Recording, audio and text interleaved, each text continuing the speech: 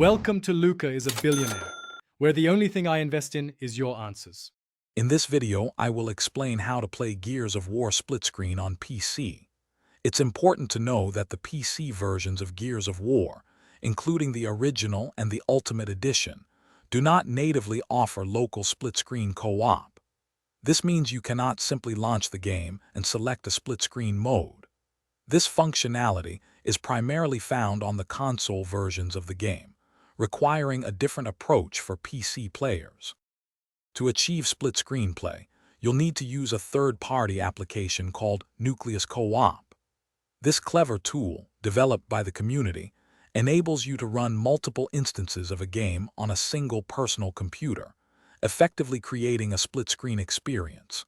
For each game, including Gears of War, a specialized handler file is necessary to ensure proper setup and functionality, allowing two or more players to enjoy the game together. First, download and install the Nucleus Co-op application from its official source.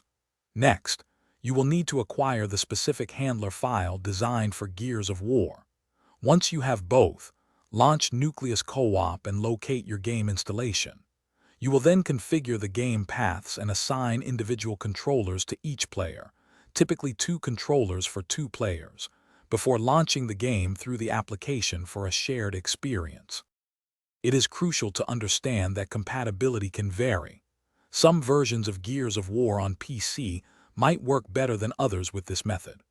Running multiple game instances simultaneously demands significant system resources, so a powerful computer with ample memory and a strong graphics card is highly recommended for smooth gameplay. Also, confirm that all players have compatible controllers, as keyboard and mouse support for multiple players can be challenging.